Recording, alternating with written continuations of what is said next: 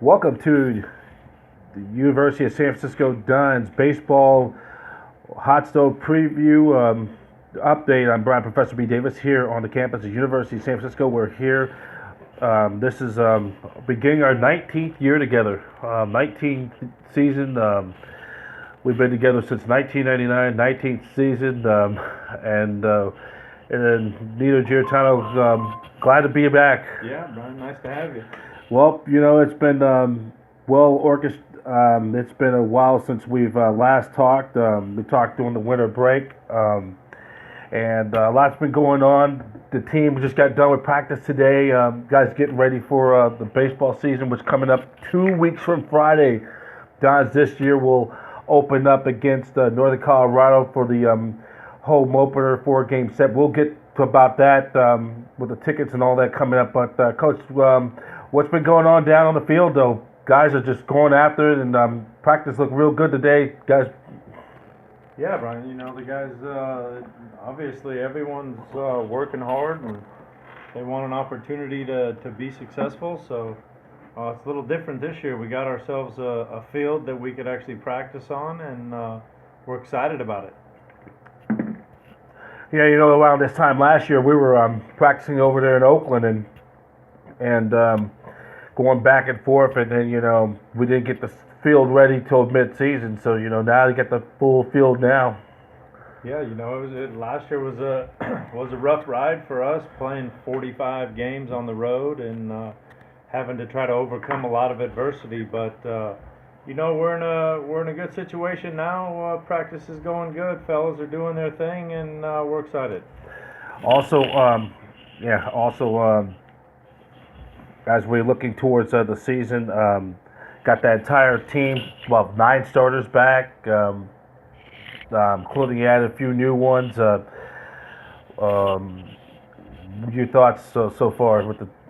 Yeah, I think anytime you get guys back, it's great. We have 12 position players that are back from last year's team, but obviously we didn't win last year's conference championship, so we got improvements to make no matter what. But we're glad to have those guys back. That's good. So let's talk about the infielders. That's the first part. The infielders, and we see on that screen on our right, Nino Giarratano. Looks like he could be on the Topps or Donruss baseball card. And let's talk about the infield. You got the whole infield back. You got guys on this team could possibly be one of the top defenses in the conference at least, or in the nation, very least in the conference. Well, I sure hope so. Last year we led the conference in defense, obviously led by the Defensive Player of the Year and Nico, who had a great year for us last year. And, we look for the same from him. Alan Smoot is back, and he's a very accomplished third baseman. He's going to be able to help us. Michael Perry steps in after sitting out for a year, so we're excited about Mike's opportunity. This will be the first time he's played second base. He was a shortstop out of high school and at Pepperdine, but I really like what we see from him at second base. And then Ross Puskarich is back there at first. And then we even have 2 backups. Aaron Ping, who played last year most of the year at second base, is there that can back up Perry, or he can play in right field. And then Manny Ramirez Jr., who played first base a little bit last year and DH'd for us. So we not only have the starters, but we have 2 backups. And then we got 2 freshman kids that are battling in there trying to get on the field, and Matt Campos, a shortstop, and Ricky Arata, second baseman, third baseman. So that's a nice name, Ricky Arata. Yeah, Ricky's a great kid and a great player. So we're looking forward to their development behind some senior leadership and some older players. Now, also you look at it, and plus. How about for the DH spot? That's going to be up in the air for the ballot. You think Ping's going to get some time at DH, or he's going to play a little right field? How's that's going to play out? Yeah, I think the DH spot, we have last year's DH back in Riley Helland, who's a switch hitter that could play either one of those 2 spots. So we're excited about Riley's development in the catching position, and if he stays healthy, he'll be able to DH and catch some days.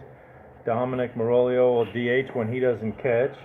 We got a lot of other options. Dan James, who DH'd for us last year, is back, and he can do some things for us left-handed. And then Manny Ramirez Jr. is really starting to learn about his game and then put his game together so he could DH for us right-handed, and then Aaron Pink could DH for us right-handed. So we got a lot of options. We probably go 3 or 4 deep with the DH spot. We need the guys to perform to the best of their ability each day. And also, yeah, do you think it's going to be a breakout year for Junior? Yeah, I like what I see from Manny. We got to get him in there enough, and that's always been the problem the last few years. We haven't been able to give him enough consistent at bats to see what kind of player he's going to be. And I think anytime you're going to be a power hitter, you need consistent at bats and consistent opportunities to play every day so that power can show up. So, yeah, I think Manny's going to have a great year, and I'm looking forward to it. Okay, as we click over there to the next topic we're going to talk about is Scott Sidwell.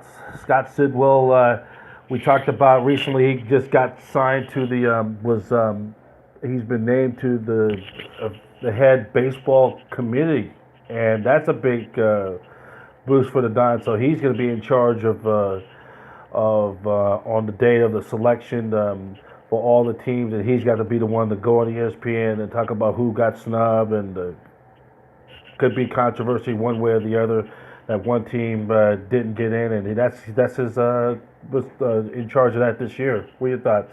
Yeah, really happy for Scott. It's a great honor for him to be in charge of the NCAA committee and the baseball selection process. But, for us, the numbers will tell. We'll either win enough games, win our conference, our RPI will be high enough, or it won't. And if it's not, we're not going to get any favors from anybody on the committee. We never do. So we're going to have to take care of our business. And, anytime your boss is the head of that committee, I'm sure he wants to see his team do well and be able to talk about his team in a situation in the NCAA meeting. So hopefully we do him great, and it's a great honor for him. I'm really proud of him. It's funny, and not to put Scott on the spot though, but it's like the old saying, and continue to do this team, this program, before you start cleaning someone else's closet or take the speck out. There's a Bible verse: before you start taking the speck out of someone else's eye, you got to take the speck out of your own eye or clean your own closet. Being you got to take care of business on the field. Yeah, we do. We need to play better than we did the last 3 years, and obviously we had an at-large bid in 2013, and that was a great feat for us as a program. But we need to get back to that level of baseball, and we need to get back to that level of execution. And of course, finally, looks like someone got a new contract extension. Got signed through 2022. That's going to be. It looks like 5 more years together. You got towards. This is going to be like a 5-year deal. So you got your 5 years. It looks like they got you locked up for life, though. Done almost a lifetime contract, close enough, I guess. Yeah, I think B. I finished that 5 years. I'm looking at 24 years here at USF. So 25 years at USF is a good run for me, and who knows beyond that. But right now, I need to focus in on this year and focus in on making the program better and continue to excel with the players that we have, and with the new facility and the new contract and the players that we have this year. I mean, the program's going in the right direction. So I'm excited to be part of it. I'm humbled, thanks to obviously all the players in the past that have gotten me to this point. Without their playing and graduation, and without them being the kind of people they are, I'd never be in this situation. So, thanks to all the players, and thanks to Scott Sidwell and the administration here at USF for believing in me and giving me an opportunity to work with these kids. And the kids that we have are wonderful. Well, you've been here at USF, been together since 1999. That's since you look at the chronology. Since Clinton was in office, Clinton was his final full year, 98, 99. Then it was George Bush Jr., George W. Bush. Then it's Obama. Then we call it Donald, or the other, or I don't consider a president off the record books. Go figure. So that and plus that's gonna. Hey, congratulations on that new contract deal. Thank you, Brian. Thank you. All right, and coming up also one more thing, the leadoff dinner is coming up 1 week from Saturday night, the week before the season begins. Yeah, I think important note this weekend is the Hub Flynn Hall of Fame. That's Patrick right. McGuigan's Wigan. going into the Hall of Fame, 2006 Superstar Pitcher of the Year. So we're really proud of Pat, and big shout out to him and his family and everything that he's accomplished to be in the Dons Hall of Fame. That's a big feat for him, and we're proud of him. So now we got like two in the Hall of Fame from that '06 team. Yeah, Scott Cousins is in there, and Patrick is in there. So really proud of that. And then Tagbo's 8 obviously is in there as well. So we have 3 players over the last 15 years that are in that Hall of Fame, and we're extremely proud. And there are going to be more in the future. I think we're going to be seeing the Zimmer brothers, Kyle and Bradley will eventually get in. I think a couple other players from the 2011 team that won the WCC is going to get some serious considerations down the road. And yeah, I think so. And you don't get to those places by yourself. There's a lot of people that help you. So yep, we'll get our fair share of players in the Hall of Fame. We've had some great players and great people walk through this university and really do some good things. So we're proud of all of them. And as we move forward to the tickets, you can buy your tickets online at USF, and you can get a seat now, and you could get a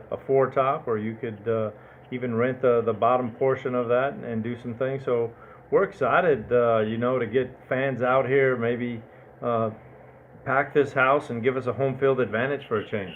Well, no, long time coming, first full year. And Coach, congratulations and good luck. And we'll talk to you again next week as we continue to preview the Dons 2017 season. Brian, thanks for having me. All right, that's Nino Giarratano. Just a reminder coming up, season tickets for the 2017 first full season of Dons Baseball on the hilltop at the new Benedetti Diamond. Season tickets are now available for the 2017 San Francisco Dons Baseball season, and they are available unique spectator experience in college baseball where fans on the right top action. This year, the Dons will begin their first full season at the newly renovated Benedetti Diamond, which opened April 13th of last year.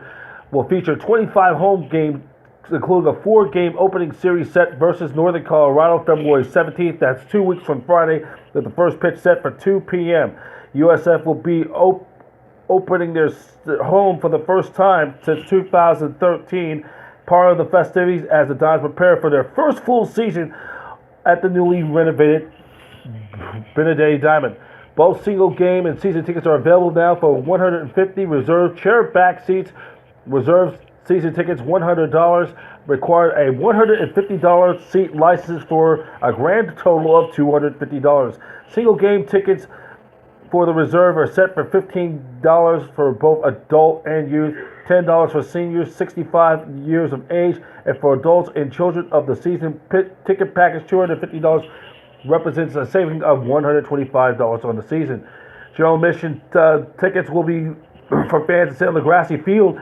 Being for all 25 games, will be doing so on a blanket chair, and the season tickets cost for $100 for adult, $50 for a senior 65 and over, $75 for the alumni who have graduated in the past 10 years.